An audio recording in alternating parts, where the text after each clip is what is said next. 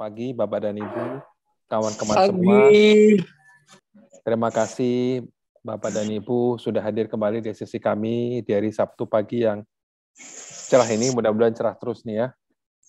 Kalau bulan Januari lalu kita ngobrol seru dengan Ibu Destri Damayanti tentang prospek ekonomi negara kita.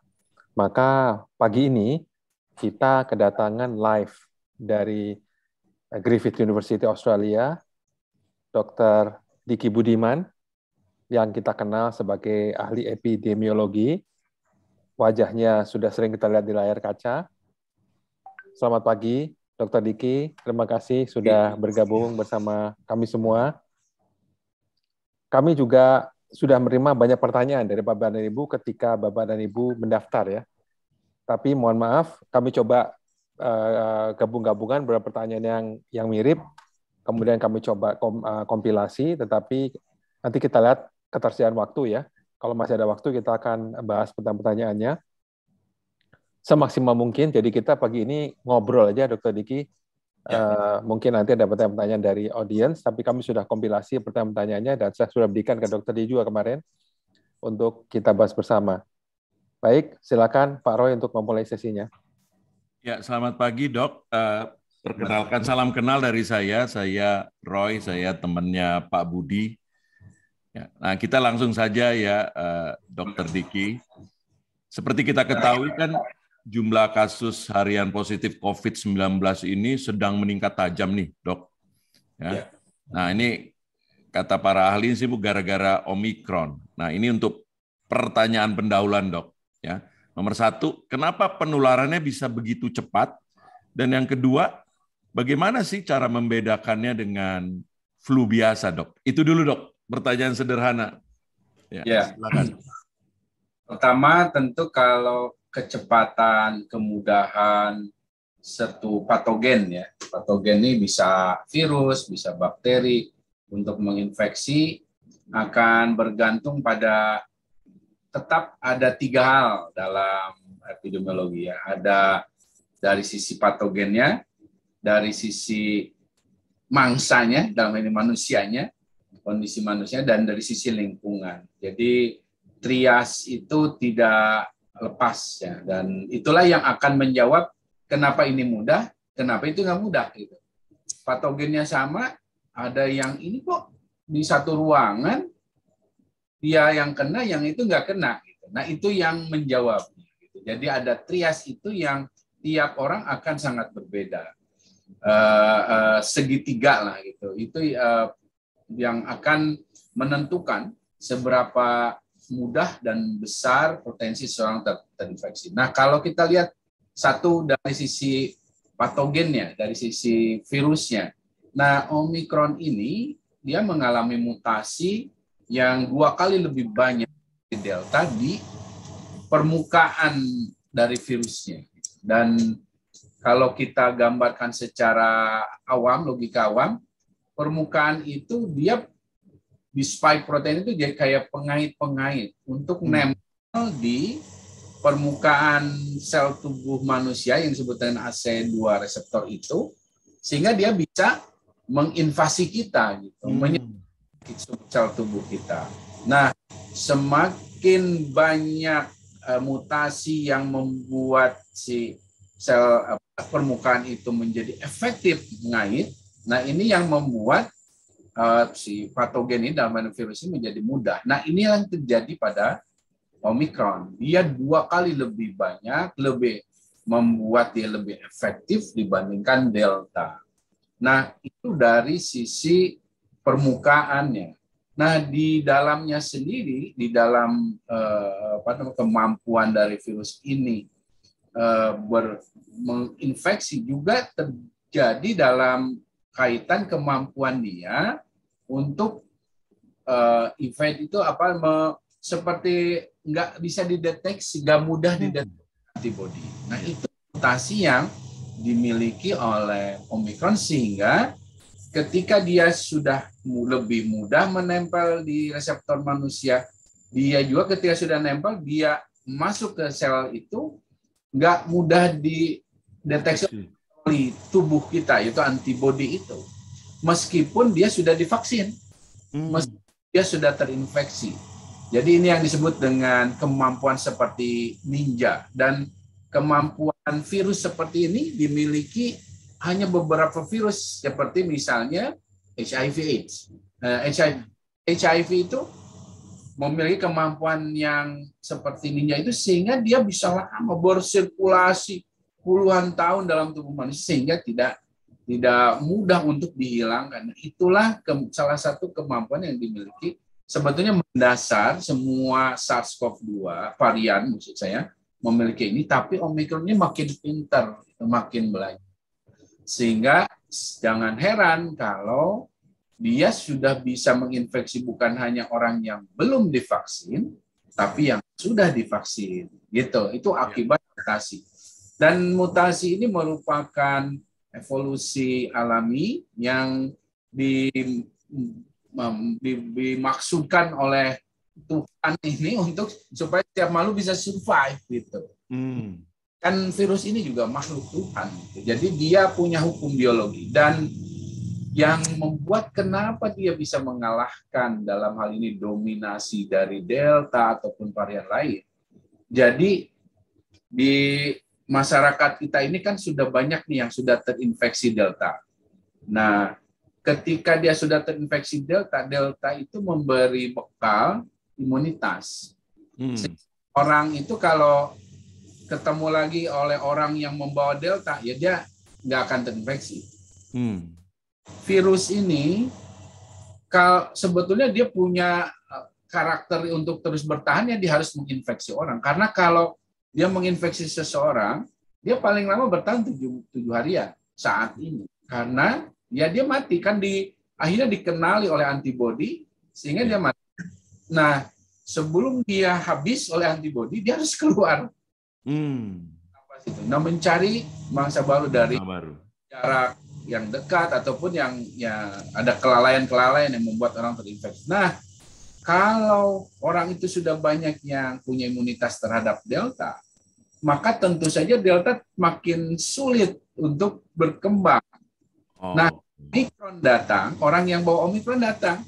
Nah, Omicron ini bisa menyerang orang yang sudah diinfeksi Delta. Itu yang membuat Omicron bisa lebih cepat. Dia bisa menembus blokade imunitas yang baik sudah tervaksinasi, terinfeksi, apalagi belum divaksinasi. Itu kelebihan Omicron, gitu. Jadi semakin mudah virus ini menginfeksi orang, maka dia akan cepat menyebar. Jadi sebetulnya faktor keduanya dan ketiganya di lingkungan dan manusia itu juga yang membuat dia bisa menyebar. Karena manusia sendiri abai, tidak pakai masker, tidak menjaga jarak, kemudian sirkulasi ventilasi di kantornya juga buruk. Itu yang membuat si virus ini jadi terkonsentrasi banyak dan mudah menginfeksi.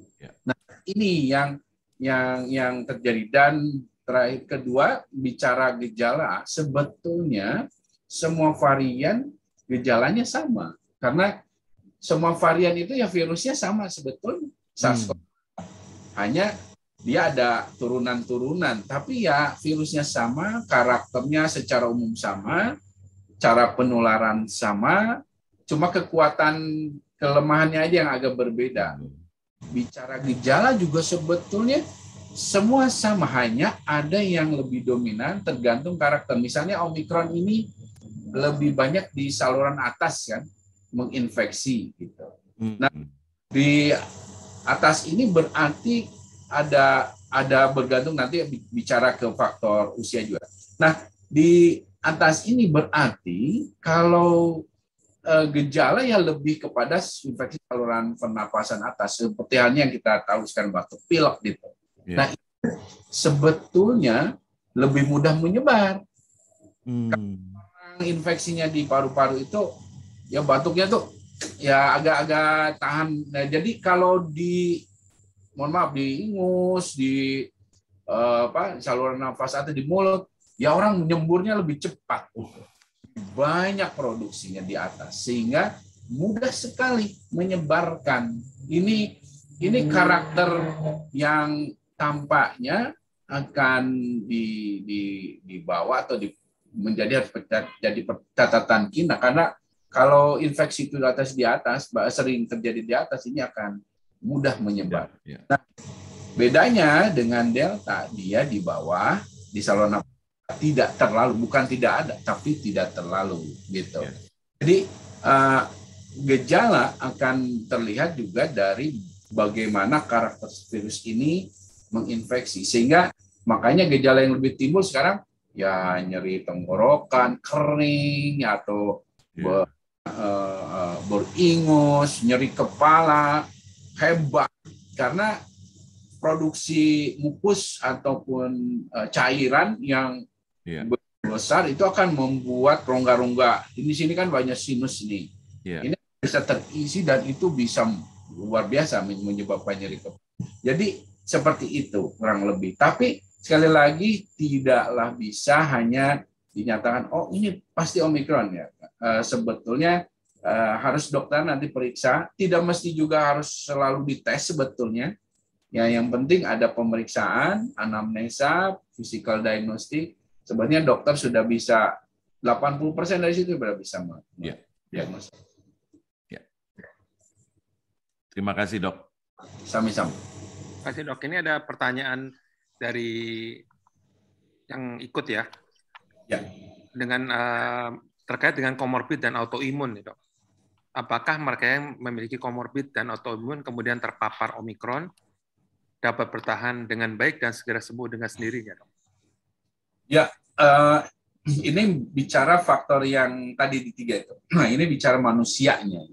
Nah, bicara manusia ini kita bicara secara statistik memang bicara rata ya, rata. Nah, namun bicara rata ini umumnya orang melihatnya dalam konteks di Indonesia banyak orang komorbid nggak terkendali penyakitnya, diabetesnya, minum obatnya nggak teratur, pola makannya dari jenis, jumlah, jadwal juga tidak dipatuhi. Kemudian kalau hipertensi juga sama, terapi dan juga pola hidup. Nah, ini yang membuat mereka menjadi sangat rawan. Ya. Karena kenapa sebetulnya komorbid ini dikaitkan dengan risiko tinggi? Karena begini, virus ini betul bahwa dia bahkan pada awal mulanya dianggap sebagai hanya penyakit saluran nafas, infeksi saluran nafas.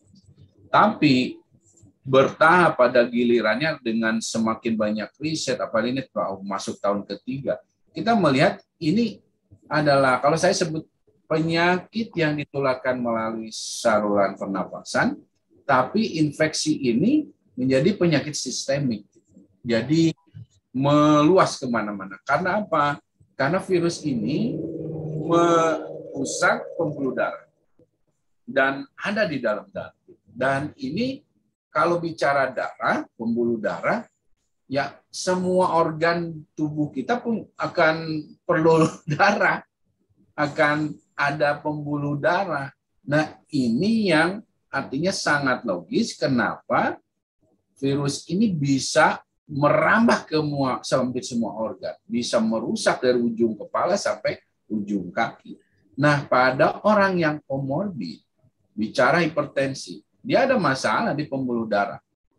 Dan karena pengaturan darah itu kan ada di pembuluh darah, termasuk ada renin angiotensin namanya, ini bahasa di kedokteran. Nah, semua itu bisa tambah rusak, termasuk bicara orang diabetes.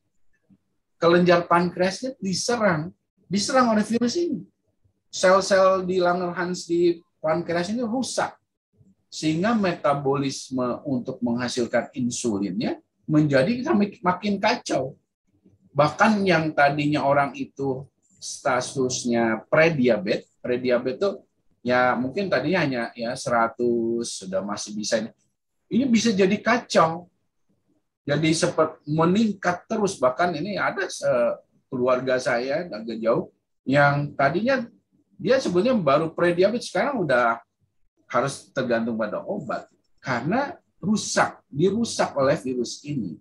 Dan inilah yang membuat kenapa orang dengan komorbid ini menjadi sangat rawan.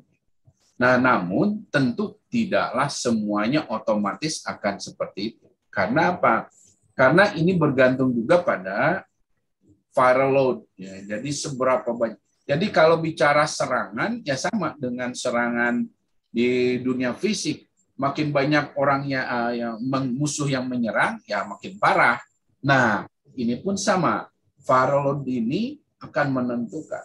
Tapi ingat, biasanya orang yang terinfeksi dari kerumunan, dari keramaian, atau apalagi di rumah sakit misalnya, itu cenderung lebih parah. Karena apa? Karena biasanya ada yang disebut dengan super spreader. Ya, super spreader ini orang mungkin dia kayak biasa aja, tapi di dalam tubuhnya banyak sekali virusnya. Nah, ini ada beberapa yang diidentifikasi seperti itu. Makanya dalam suatu mass gathering, perkumpulan besar, itu selalu ada super spreader. Orang yang dia itu kayak karier gitu, bawa virus ini banyak. Dan ini membuat orang yang punya komorbid atau yang lemah ini bisa terdampak karena virusnya banyak sekali. Dan ini tentu akan membuat dia jauh lebih buruk. Ditambah ditentukan dengan kondisi dia secara umum. Termasuk di sini juga untuk kemungkinan cepat tertangani tentu adalah juga tergantung pada deteksi dini. Seberapa cepat dia yang bersangkutan atau orang sekitarnya di keluarganya mengetahui bahwa yang bersangkutan ini terpapar. Makin cepat diketahui, ya tentu semakin penanganan. Apalagi ini bicara masalah kondisi yang berisiko. Dan selain itu, bagaimanapun kemampuan pemulihan dengan sendiri ini juga ditentukan dengan imunitas, dan imunitas ini tidak bisa hanya mengandalkan saya makan sehat, olahraga, tidak bisa. Karena kalau bicara infeksi ini yang harus saya juga kesempatan diluruskan ya. Kesenangan, kebahagiaan memang mendatangkan imunitas yang baik. Olahraga, iya, makan sehat, iya. Tapi bicara infeksi itu tidak cukup. Karena kalau kita senang, sehat, makan, terus ini sebelum bicara COVID ya, kita makan, tangan nggak dicuci, terus makannya di pinggir jalan, terus ya makan, kalau di tempat saya di Bandung tuh ada misalnya karedok, lotek. Nah, itu disajikan tapi tercemar Salmonella typhosa misalnya, yang menyebabkan typhoid karena airnya tidak dimasak dengan baik. Itu walaupun kita happy, kita olahraga, makan, Salmonella itu akan menginfeksi kita. Kita akan demam tinggi, tipes itu, penyakit typhoid itu. Ini sama dengan COVID. Jadi kalau kita meskipun dalam kondisi yang baik, tapi virus ini tidaklah melihat seperti itu. Ini bicara kemampuan antibodi kita dalam mendeteksi si virus ini. Nah, untuk itulah karena ini virus baru, apalagi ini virus baru, tidak semua manusia punya kemampuan mendeteksi keberadaan virus ini. Nggak kenal gitu. Dikira teman padahal musuh, sehingga diacak-acak tubuh kita. Nah, itulah sebabnya penting orang komorbid atau bahkan bukan komorbid juga untuk divaksinasi, gitu Pak Budi. Jadi pemulihan, kalau apalagi jangan, sebetulnya di forum ini saya sampaikan, sebetulnya nggak usah 2-3 kali dosis, sebenarnya 1 dosis pun itu sudah mengenalkan tubuh kita pada kemampuan mendeteksi virus ini. Sehingga jadi kalau antibodi IgG ini yang sifatnya memori jangka pendek tubuh kita, tentara kita, ini kita tuh punya tentara yang memorinya panjang, yaitu sel T, sel B. Nah, ini kalau sudah dikenalkan saja sekali oleh vaksin, dia akan punya kemampuan sebetulnya seperti itu. Walaupun ini akan berbeda leveling kekuatannya. Nah, oleh karena itu ya kita sekali lagi pesan saya sih tetap vaksinasi, tetap bisa juga akan pulih tentu tapi ya sarannya kalau belum 2 dosis sebaiknya yang komorbid kontak tenaga kesehatan. Terima kasih nih, Dr. Diki.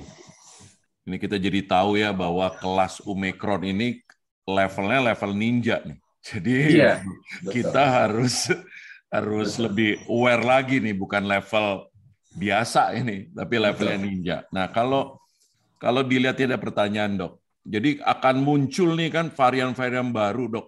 Katanya sekarang udah ada lagi nih, selain Omicron ada namanya Deltacron. Waduh, nggak ngerti lagi lah. Pokoknya muncul varian-varian baru yang lebih banyak lagi. Nah, menurut dokter, apakah vaksin dan booster ini jadi kebutuhan pokok masa kini, Dok? Cukup untuk melawan yang tadi ya, ninja atau apapun itu? Ya, akan jadi kebutuhan. Namun kalau disebut tiap tahun, ini akan bergantung nanti pada seberapa besar risiko kita. Umumnya ini nanti, tapi saya belum bisa memastikan apakah tahun depan kita perlu booster atau tidak ya, karena kita akan melihat varian yang baru ini nanti seperti apa. Tapi setelah masa krisis yang paling lama ya akhir tahun depan itu sudah lewat ya masa krisis kita. Tapi status pandemi tampaknya akan bisa diangkat kalau tidak akhir tahun ini, awal tahun depan. Kebetulan saya juga berkontribusi dalam memberikan kriteria ini pada Badan Kesehatan Dunia ya, di WHO. Ada 3 kriteria yang sudah saya sampaikan sebagai masukan. Nanti kita di penghujung saya akan sampaikan. Nah, namun jelas ya, varian ini, Omicron ini bukan varian terakhir. Gelombang 3 ini juga bukan gelombang terakhir, karena memang bahan bakarnya, kayu bakarnya itu ada. Kemudian kenapa ini juga bukan mutasi ataupun Omicron varian terakhir? Karena kita manusia di dunia ini masih memberi peluang pada virus ini untuk menginfeksi, bereplikasi dan bermutasi. Kenapa? Dari cakupan vaksinasi yang belum setara, merata, belum adil di dunia ini, termasuk di Indonesia juga. Dari pengabaian-pengabaian, orang merasa bahkan sekarang udah mau selesai. Nah, itu sebetulnya memberi peluang pada virus ini, ya dia akan terus bermutasi dan menghasilkan varian baru. Nah, kalau itu disadari, sebetulnya kita harusnya bisa meminimalisir itu. Dan vaksin, kita beruntung dalam sejarah manusia ini ya, Pak Roy, Pak Budi, dan Bapak Ibu sekalian, saya sampaikan, saya dua dekade nih dalam masalah perwabahan ini ya, di level nasional dan global. Kita beruntung ya, dan pertama saya saksikan sebagai peneliti global security bahwa manusia melihat ada vaksin di saat wabah. Ini pertama. Dan ini bukanlah satu vaksin yang cepat banget. Ini kalau ada orang yang teori konspirasi ya, ini aneh nih vaksin dalam waktu cepat. Tidak. Vaksin ini bahkan sudah mulai diriset sejak tahun 2000-an, 2003, 2004. Itu pas saya baru pulang tuh dari Griffith, dari sini juga. Saya ambil master epidemiologinya dan kesehatan lingkungan dari Griffith sekitar 20 tahun lalu, saat ada SARS. Saat itu ada SARS. Saya ingat benar waktu dari Singapura, nggak ada penumpang saat itu. Nah, saat itu dunia riset, termasuk di sini, sudah mulai meneliti tentang vaksin coronavirus. Gagal dan gagal lagi. Gitu. Terus ada MERS, ya dicoba gagal. Nah, rupanya, ya, sebagai saksi hidupnya, rupanya Tuhan itu memberi kesempatan pada manusia. Kamu uji terus 20 tahun, ternyata begitu ada masalah saat ini cepat sekali kita nggak dari nol, kita sudah mungkin 60% risetnya jadi mungkin. Dan ini yang kita beruntung, dan vaksin ini tetap juga punya keterbatasan, yaitu dari 4 manfaat vaksin ini dia sudah memberikan kita 2 manfaat yang signifikan, menurunkan dan mencegah keparahan, orang nggak masuk ICU. Dan kita lihat sekarang Omikron dianggap lemah, tidak bergejala, itu karena vaksin. Itu. Nah, ini yang harus disadari kita, bukan karena Omikron yang melemah, tidak. Virus ini nggak melemah. Kedua, vaksin ini juga menurunkan atau mencegah kematian. Dan kita lihat lagi sekarang, di Omikron ini, kematiannya kecil, dan tentu ini berkah buat kita. Nah, tapi ada 2 manfaat yang belum bisa kita peroleh, yaitu apa?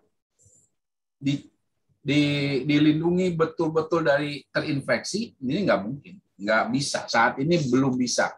Makanya jangan heran si Omikron ini ataupun varian lain juga ada beberapa ya, seperti misalnya Gamma atau Beta, itu bisa menginfeksi orang yang sudah divaksinasi gitu.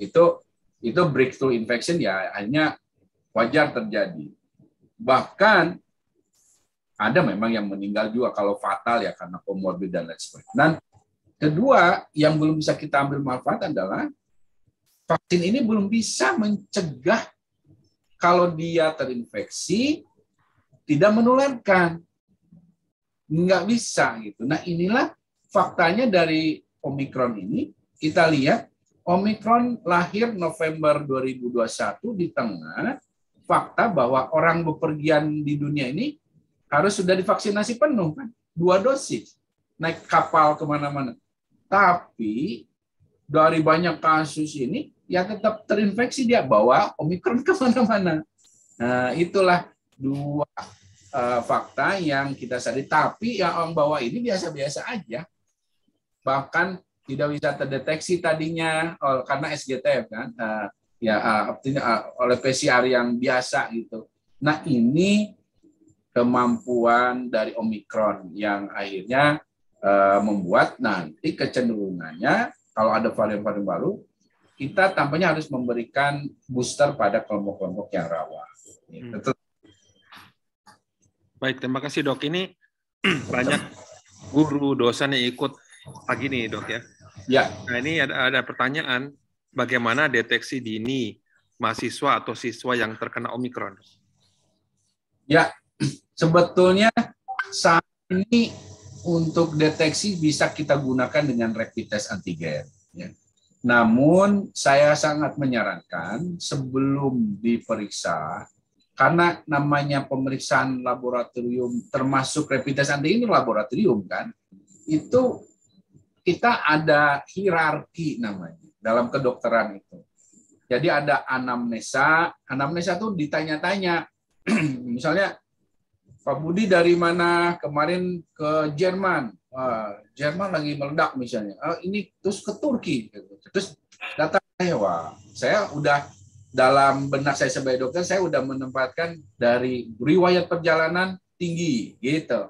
Nanti ditanya lagi, terus Pak Budi ada keluhan apa, misalnya ada demam. Nah, itu anamnesa. Terus nanti ada pemeriksaan fisik. Fisik itu ya nanti dilihat ada radang, ada suhunya berapa. Kan tadi kalau demam aja subjektif. Nah, objektifnya dilihat suhunya, terus diperiksa parunya, nah segala macam. Nah, ini akan memberi bekal pada dokter. Wah, ini saya udah punya kesimpulan nih, 80% nih orang tersebut, mahasiswa tersebut terduga kuat terpapar atau diagnosa diferensialnya termasuk COVID-19. Nah, ketika dia disarankan rapid test antigen dan positif, itu namanya dalam epidemiologi positif predictive value-nya kuat untuk positif. Jadi kalau positif, ya memang bakal positif nih. Udah riwayatnya semuanya ini udah mendukung dia positif. Tapi ketika ternyata rapid test antigennya negatif, nah ini yang harus hati-hati. Karena si dokter sudah tahu, wah ini punya riwayat, punya dari pemeriksaan mencurigakan, Anda isoman dulu atau di rumah dulu. Nah, besok pagi tes lagi. Biasanya besoknya baru positif gitu. Jadi artinya mahasiswa, sekolah ataupun perguruan tinggi perlu menyarankan yang bersangkutan konsul dan kontak dengan tenaga kesehatan, atau mungkin disediakan oleh perguruan tinggi itu, dan itu bisa saat ini bisa telemedicine. Tuh, misalnya suhu, ya udah suhu ukur sendiri. Nanti kan dokternya gini, mau kayak berapa? Ya catat. Kamu ada keluhan apa? Nah itu dalam telemedicine walaupun ada keterbatasan, tapi itu dokter akan bisa mendapat sense-nya gitu, dari apa yang rasakan dialami oleh si pasien, sehingga ketika pemeriksaan itu juga sudah punya informasi awal. Nah itu yang bisa dilakukan, dan yang paling penting adalah juga mencatat siapa yang kontak dengan yang bersangkutan, karena ini berarti masuk dalam grup kasus kontak yang harus menjalani isolasi mandiri. Nah, juga harus dipastikan status vaksinasi.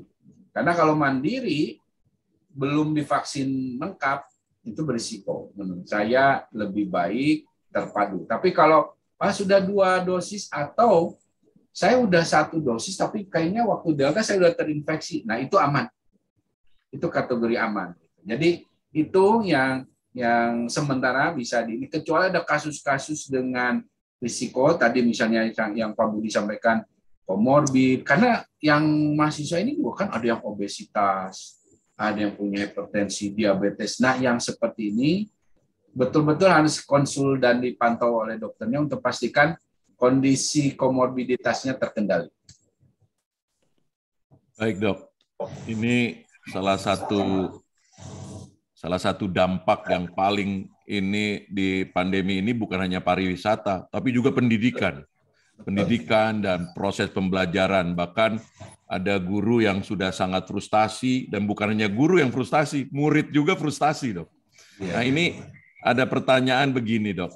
Apa saja sih parameter bahwa kondisi memang sudah aman atau resiko minimal untuk dilakukannya PTM, dok?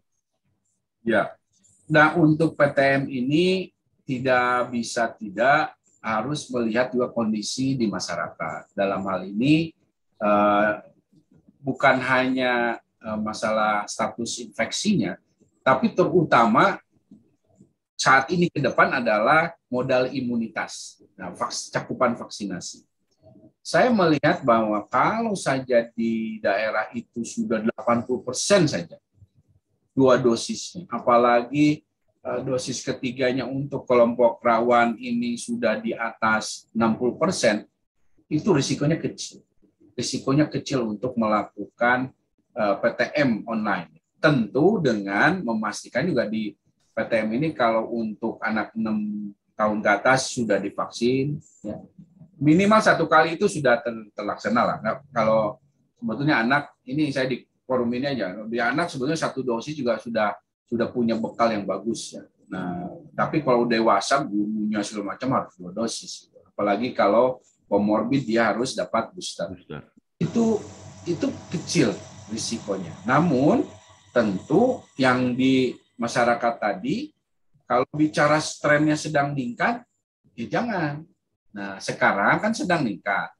Nah, makanya ketika kemarin sedang mudah meningkat itu, saya menganjurkan untuk kota-kota online dulu, karena setidaknya kalau sudah lewat puncak, ya udah segera dibuka. Gitu. Jadi misalnya mungkin paling lambat pertengahan Maret, PTM sudah bisa dilakukan. Nah, masalah yang menjadi masalah adalah selama ini, karena saya termasuk ini Pak Roy yang mendorong PTM ini dilakukan ya, sejak tahun 2020. Tapi pemerintah daerah kita ini tidak memiliki pemahaman yang memadai tentang bagaimana tarik rem dan gas untuk PTM ini. Nah, ketika landai, sekolah di offline kan, nah itu yang salah. Dan ini yang merugikan. Saya dorong-dorong sampai bank itu siapa? Bank menterinya sampai curhat kan? Pak Nadiem. Iya, karena kepala-kepala daerahnya itu tidak mau. Gitu. Nah ini yang tampaknya menurut saya perguruan tinggi perlu memberikan juga ya literasi ini pada Pemda, karena para pejabat publik ini juga kadang ketakutannya terlalu berlebihan dan tidak berdasar. Gitu. Kalau saya misalnya bilang ini online, karena saya melihat ada indikasi itu. Tapi ketika sudah melandai, saya sudah langsung buka. Gitu. Nah ini yang tentu kalau tidak dilakukan dengan benar akan semakin merugikan anak-anak kita. Ya. Tadi Pak Diki bilang ada dua kondisi. Satu kondisi modal imunitas. Yang satu lagi kondisi apa, Pak? Yang kondisi imunitas yang di masyarakat, kemudian yang kedua adalah kondisi sekolahnya itu sendiri atau orang yang berinteraksi di sekolah. Jadi ada cakupan vaksinasi ya di situ, tapi juga bagaimana lingkungan di-create supaya menjadi minim risiko. Karena ini adalah penyakit yang ditularkan melalui udara, kualitas sirkulasi, ventilasi itu menjadi penting buat bukan hanya sekolah, semua aktivitas manusia yang sifatnya indoor itu ada sekarang tuh harus di reframing gitu, revamp lagi ya. Iya, karena kita udah nggak bisa misalnya gedung kantor AC sentral, sekarang harus dilihat AC-nya ini pakai HEPA filter enggak atau bagaimana? Dia ada saya ahli kesehatan lingkungan juga sama Pak Roy. Ada pertukaran antara luar dengan dalam, berapa komposisinya? Bagaimana dia mengatur aliran ini, nyemprotnya kemana, yang gedot kemana?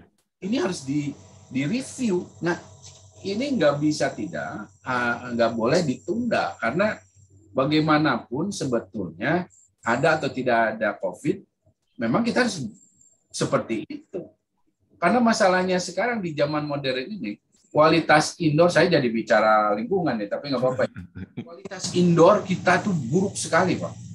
Udara indoor kita ini buruk sekali, terutama di kota besar dibanding outdoor.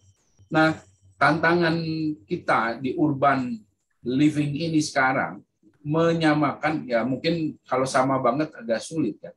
Tapi setidaknya menjaga kualitas udara indoor ini layak dan aman gitu, untuk dikonsumsi, dihirup oleh manusia. Sebagaimana ketika di zaman Jon Snow itu, ya zaman dulu, namanya penyakit yang menyebabkan kematian itu ya sebenarnya dari air dulu. Kolera. Ya, penyakit yang dari air saja. Karena kualitas air yang buruk. Seiring dengan MDG, saya dulu di MDG, itu sekarang standar air udah bagus. Bahkan kalau di negara maju ya minum, saya dari ini kan minum. Nah, itulah udara yang harus kita kejar kualitasnya. Jadi orang menghirup nafas nggak saya ini menghirup ada jamur nggak di sini gitu kan, misalnya ada bakteri nggak. Nah ini yang harus kita kejar untuk termasuk di sekolah. Ya. Pantesan kalau zaman dulu sekolah nggak pakai AC tapi banyak jendela, terus itu lebih sehat ya. Betul. Dan kalau di Bandung atau di Jakarta kan sekolah zaman Belanda tinggi. Nah, langit-langitnya tinggi. Terus jendelanya gede, Pak. Gede sekali. Kepala saya gitu dulu. Kalau sekarang jendela gede-gede, anak-anak sekolah bisa lari keluar. Silakan Pak Budi. Ya, makasih ya Dok. Jadi ini sekolah itu kan ada unsur orang tua, ada unsur guru ya Dok. Betul. Nah, bagaimana caranya menciptakan kerjasama gitu? Tadi kan Dr. Diki sudah menyampaikan persyaratan sekolah, ventilasi, dan sebagainya tadi ya, Dok. Ya. Nah, sekarang ada unsur orang tua sama guru. Nah, gimana nih mereka merekatkan gitu ya, supaya tentu saja bisa berjalan. Karena PTM 100% ini kan nggak bisa berjalan dengan sendirinya, atau PTM berapa persen pun lah. Itu apa saran dari buat guru-guru yang hadir di sini, buat orang tua, termasuk saya juga yang hadir pada hari ini? Betul sekali ya Pak Budi ya. Walaupun saya bukan guru ya, bukan pengajar ya, tapi saya perencana kesehatan ketika di Kementerian Kesehatan, dan saya punya pengalaman bekerja sama dengan PGRI ataupun dalam ini Diknas dalam memberikan edukasi tentang, dulu saya di program HIV dan penyakit seksual. Nah, di sini saya melihat bahwa peran orang tua itu sentral banget ya, pada saat kondisi seperti saat ini. Karena orang tua khususnya dalam konteks Indonesia, apalagi untuk yang SMA ke bawah, kan menentukan sekali mau mengizinkan anaknya sekolah dan tidak. Anaknya bahkan divaksin dan tidak pun, ini orang tua perannya besar sekali. Anaknya konsisten disiplin memakai masker pun peran orang tua besar sekali. Nah, disinilah dalam beberapa program sebelumnya saya melihat ada keberhasilan dengan pertama tentu literasi ya, meningkatkan literasi pada orang tua dan melibatkan secara aktif orang tua ini dalam program. Dan ini yang juga sempat saya usulkan ke Diknas maupun Kementerian Kesehatan, bahwa kalau bicara program vaksinasi, orang tua itu jadi panitianya lah di sekolah itu. Dan vaksinasi anak, sebetulnya di awal saya usulkan kalau anak vaksinasi di sekolah. Jadikan sekolah itu jadi tempatnya, libatkan orang tua dengan guru, sehingga orang tua juga jadi tahu yang ada yang ragu-ragu. Pasti orang tua itu ada yang ragu-ragu. Ada yang, nah, kalau dengan sesamanya, karena kecenderungan manusia adalah kalau ada yang disebut peer group pressure itu berlaku untuk semua, termasuk orang tua juga. Nah, inilah kalau di kita sudah punya wali murid atau komite sekolah. Nah, ini yang harus dilibatkan dalam program, bukan hanya vaksinasi, tapi dalam program bagaimana anak-anak ini mendisiplinkan dalam kegiatan sehari-hari.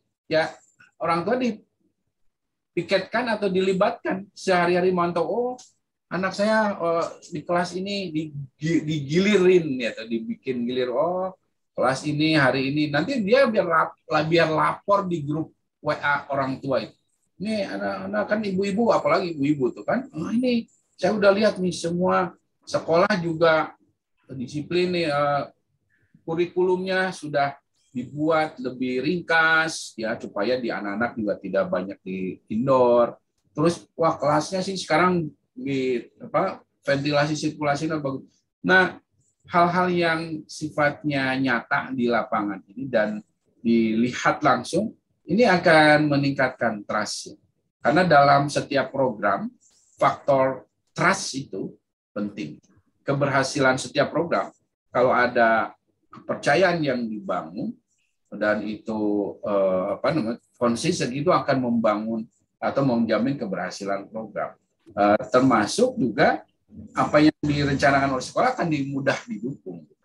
Dan membangun trust memang nggak mudah.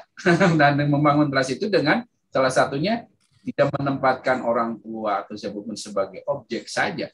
Pasti ada yang menjadi objeknya, tapi juga sebagai subjek. Nah, ini yang selama ini ya pengalaman saya, termasuk juga dalam hal ini juga kita tahu bahwa ada kondisi-kondisi ya di ini, karena saya tidak hanya memberi masukannya untuk Indonesia ya, di beberapa negara ASEAN itu ada yang gurunya nggak bisa ke sekolah karena terpapar, dirawat rumah sakit atau sedang isolasi mandiri. Nah, guru ini ya kan tetap harus ada yang mewakili untuk ngajar. Orang tua yang mewakili.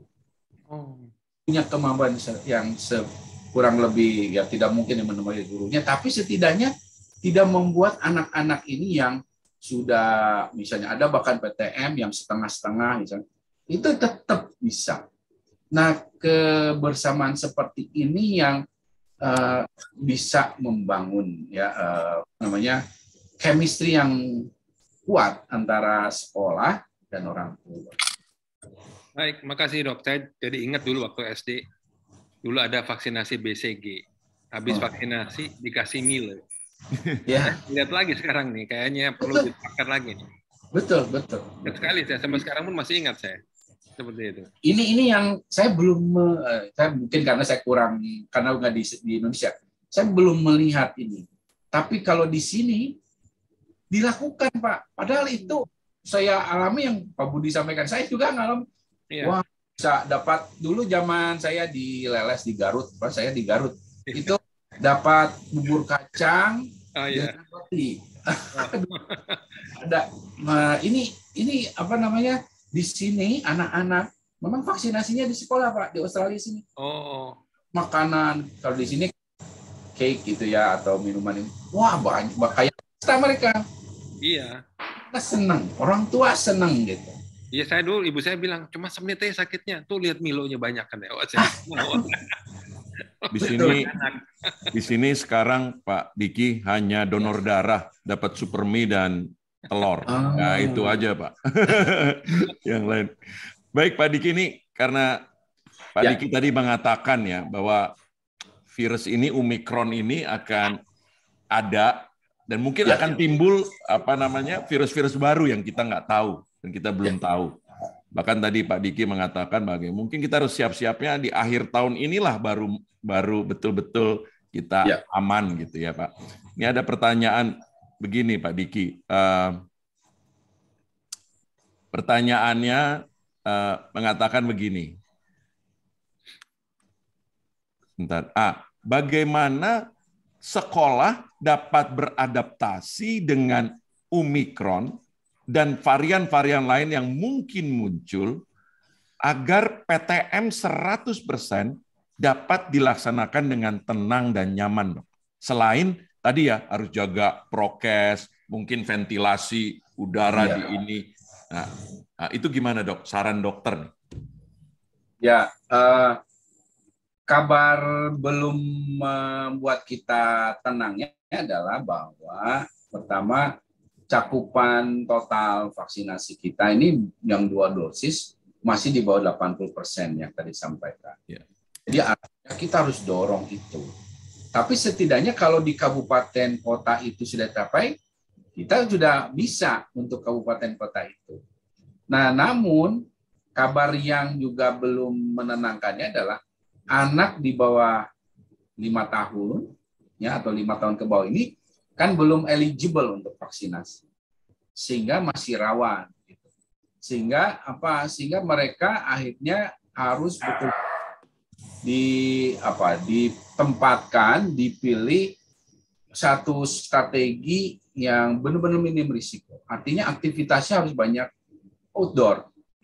Saya tidak akan mengatakan bahwa nanti setelah landai anak-anak 5 tahun harus di rumah. Enggak, dia harus sekolah, tapi outdoor.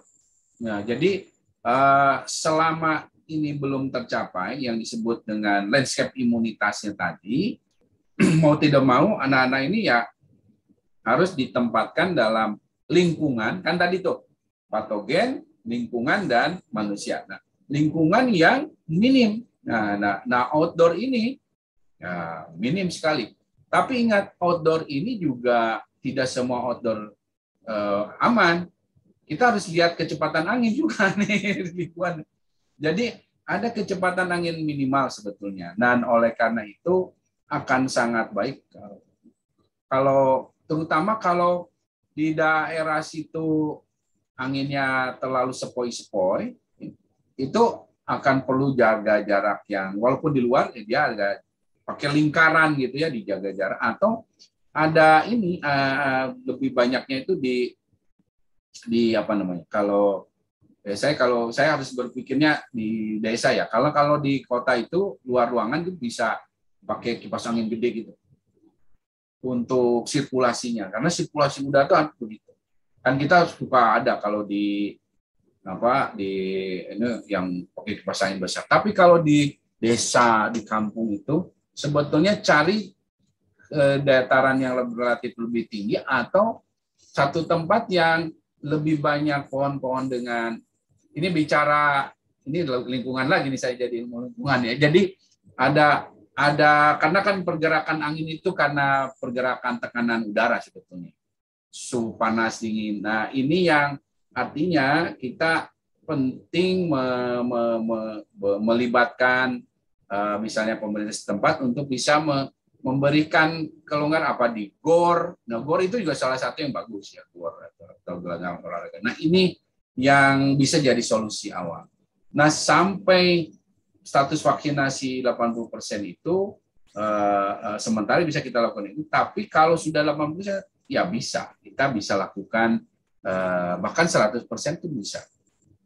Saya punya ini Roy, punya optimisme kalau daerah-daerah ini sudah setidaknya mencapai ya dalam minimalnya 70% saja.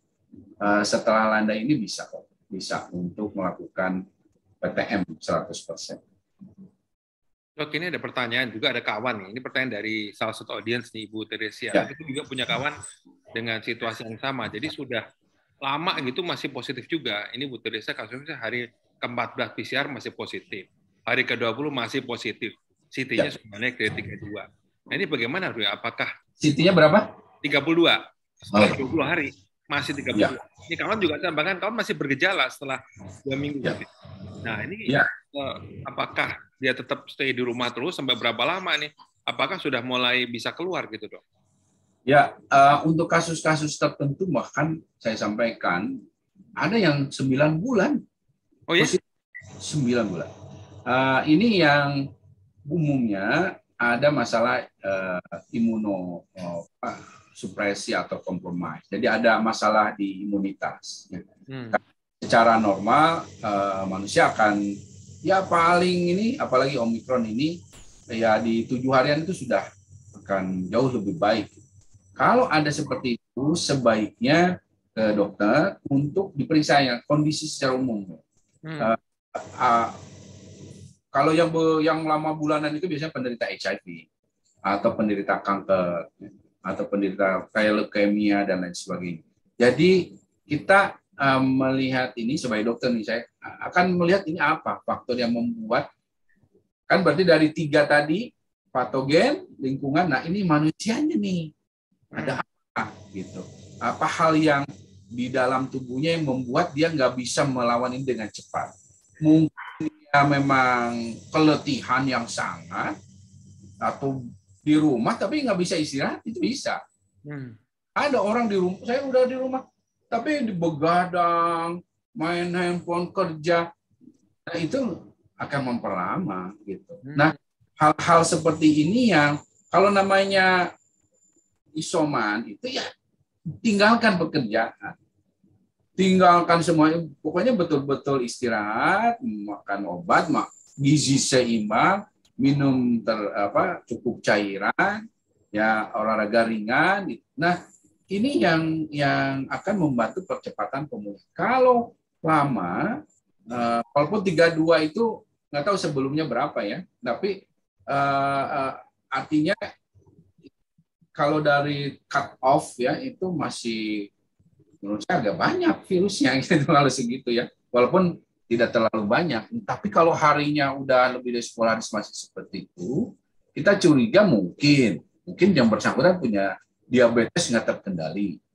Ya, jadi SARS-CoV-2 ini, COVID ini menurunkan imunitas kita, jelas.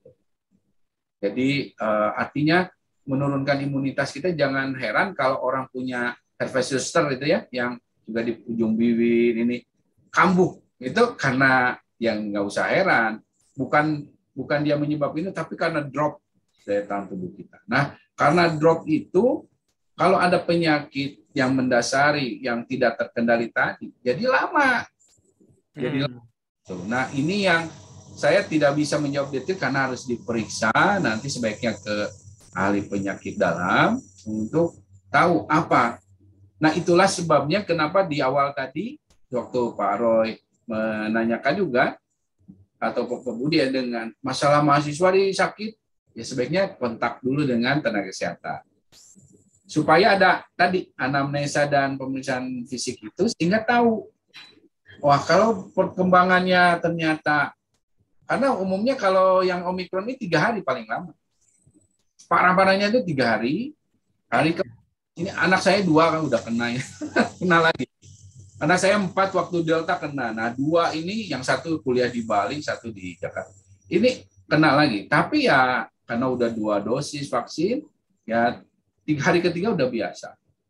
Nah itu siklus normal. Kalau ada yang lebih dari 5 hari saja, kita sudah harus curiga nih ada sesuatu yang membuat kondisi yang bersangkutan drop gitu. Tapi saya cenderung bukan karena kaitan dengan COVID-nya, tapi ada kondisi tubuhnya aja. Ini mungkin yang bisa menjadi informasi awal untuk konsultasi dengan dokter. Oke, silakan Pak. Ini karena waktu, karena kita selalu mau tepat waktu, Dok. Ya, supaya para peserta tahu bahwa kita hanya 1 jam. Jadi ya ini setuju. Terakhir nih dari dokter nih, final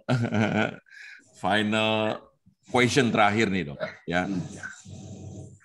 Apa saran dokter ya agar para guru dapat membantu dan mendukung kelancaran PTM. Nah, sekarang gurunya, Dok.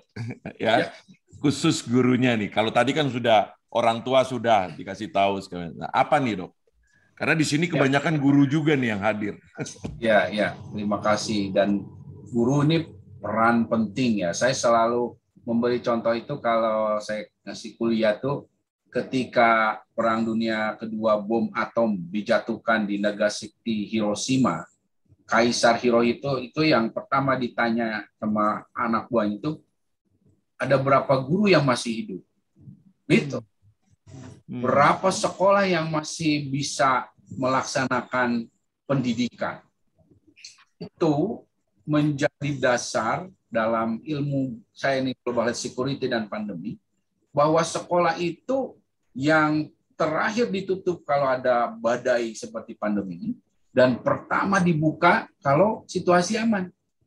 Nah, ini artinya peran guru luar biasa. Dan bicara guru ini luas ya, baik itu yang di universitas tinggi sampai yang sampai dengan yang tradisional, seperti pesantren dan lain sebagainya. Nah, ini menunjukkan bahwa para guru kita ini harus bisa melindungi dirinya dulu, gitu. Bisa berkontribusi dalam situasi yang ini lagi perang kita melawan musuh yang kecil memang tapi berdampak luar biasa. Nah, cara pertama tips dari saya adalah lindungi diri dengan cara apa? Vaksin. Vaksinasi ini penting, bahkan para guru ini saya dorong ke pemerintah untuk mendapat booster karena termasuk pekerja esensial yang berisiko karena akan bertemu dengan anak yang dari banyak tempat. Sekolah itu berisiko karena walaupun zonasi ya sekarang berlaku, tapi kan kita tidak memungkiri fakta pada sebetulnya anak-anak ini dari mana-mana kok. Gitu. Yang dari sisi risikonya itu paparan dari rumah ke sekolah itu udah membawa risiko tersendiri buat para guru. Nah, oleh karena itu lindungi guru kita dengan pertama booster. Jadi bukan 2 dosis, harus booster. Ini yang harus disuarakan oleh dan saya udah bicara dengan Prof. Ketua PGRI, UNJ itu. Nah, kemudian juga lindungi dengan cara apa juga? Ya, personal protective equipment, ya, masker. Dan masker ini harus N95 atau KN95 atau yang setara. Yang setara itu sekarang yang online udah ada yang murah. Nah, ini harus didukung oleh Pemda gitu. Atau yayasannya atau sekolahnya. Karena bagaimanapun meskipun sudah di booster, karena bicara tadi bisa ada varian baru dan lain sebagainya, tetap proteksi ini menjadi penting. Dan tentu juga bicara masalah guru ini, kita harus juga merefresh, meningkatkan literasi ya dengan ada pertemuan ini ya seperti ini untuk para guru tahu, oh jadi karena orang tua itu kalau komplain ke guru, atau orang tua juga mungkin ada yang terpengaruh infodemik atau hoax konspirasi, nah gurulah yang akan meluruskan. Mungkin si orang tua bilang ke anaknya, gurulah yang meluruskan dari pertemuan ini, gitu. Enggak, nah ini benar, ini bukan dibuang dari kapal terus begini, bukan. Ini betul, ini virus. Nah, apalagi nanti ibu bapak guru akan mengajarkan tentang biologi. Oh, ini virus, ini bakteri. Kita bisa lihat nih, virus itu ternyata begini. Nah, inilah kesempatan dengan terus mengupgrade diri, kita akan juga berkontribusi dalam mengendalikan. Dan itu penting loh, karena anak-anak yang Bapak Ibu sekalian didik, itu akan menggantikan saya nanti. Saya begini ya karena guru saya gitu. Jadi kalau bukan Bapak Ibu guru nanti yang memanfaatkan momentum ini, ya kapan lagi? Ya siapa lagi? Mungkin demikian, Pak Rod. Ya. Terima kasih, Pak. Terima kasih, Dr. Diki. Waktunya sudah habis. Sekali lagi terima kasih, Dr. Diki sudah hadir, menyempatkan hadir pada pagi hari ini. Terima kasih juga Bapak-Bapak dan Ibu-Ibu guru, khususnya teman-teman semua. Kalau kata orang Jawa, guru digugu dan ditiru. Jadi kalau nyuruhnya pakai masker, harus pakai masker sendiri. Betul. Kenapa saya sampaikan? Karena ada guru anak saya ngajar tidak pakai masker. Nah, ini kan bahaya. Iya. Jadi anak-anak yang ngelihat di foto lagi. Anak sekarang kan di foto, masukin medsos, bubar semua kan sekolahnya. Nah, mohon sekali lagi agar juga tidak hanya menegakkan aturan buat di sekolah atau di universitas, tapi juga menegakkan aturan buat diri kita sendiri. Terima kasih sudah hadir pada sesi pagi ini. Nanti bulan Maret tentu saja akan ada sesi lagi, karena sesi ini adalah sebulan sekali, hanya 1 jam. Topiknya nanti akan kami sampaikan kemudian. Nah, tadi Bapak dan Ibu, saya lihat ada yang datang terlambat, ada pertanyaan-pertanyaan yang tadi mungkin sudah dijawab ya. Silakan bisa nonton lagi di YouTube channel kami. Ada namanya 2L4U ininya, channelnya ya. 2L for you sebetulnya kalau bahasa Inggrisnya. Nah, silakan dia tonton di depan. Saya juga suka nonton lagi gitu ya, artinya untuk belajar diri sendiri ya. Dan juga mungkin ada teman-teman, relasi, keluarga yang nggak sempat hadir, silakan bisa diarahkan ke YouTube channel tersebut. Tentu saya pesan sponsornya jangan lupa subscribe, karena subscribe itu tidak bayar gitu.